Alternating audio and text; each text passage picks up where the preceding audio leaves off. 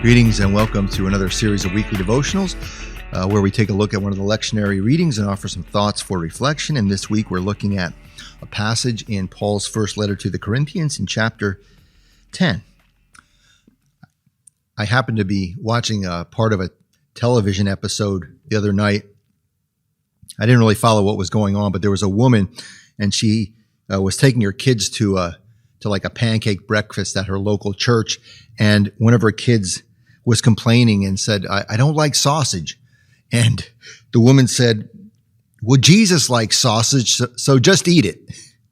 And I kind of laughed because I thought to myself, well, if the sausage was pork sausage, then Jesus probably didn't eat it because, of course, as we all know, Jesus was a Jew. And that, of course, is something that many Christians conveniently forget often. Our Lenten book study this year is Witness at the Cross, which looks at the various characters that were gathered around Golgotha at the crucifixion. But it's written by a Jewish professor of New Testament, Amy Jill Levine, and it takes a sort of a Jewish perspective at this very Christian story, which is interesting. And I think oftentimes, at least in my experience growing up,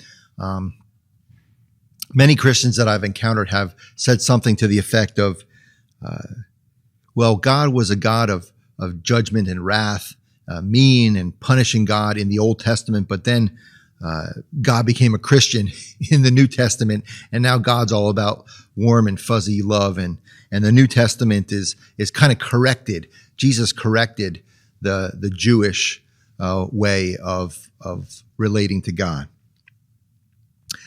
But of course, all of the characters in the New Testament, well, many of them were Jewish, and the Apostle Paul refers often, as do the gospel writers, to the Hebrew Bible, to the Jewish scriptures, and Paul in this passage of Corinthians is very explicit in connecting the New Testament and the Old Testament. Paul says, I do not want you to be unaware, brothers and sisters, that our ancestors were all under the cloud and all passed through the sea, and all were baptized into Moses in the cloud and in the sea, and all ate the same spiritual food and all drank that same spiritual drink, for they drank from the spiritual rock that followed them, and that rock was Christ.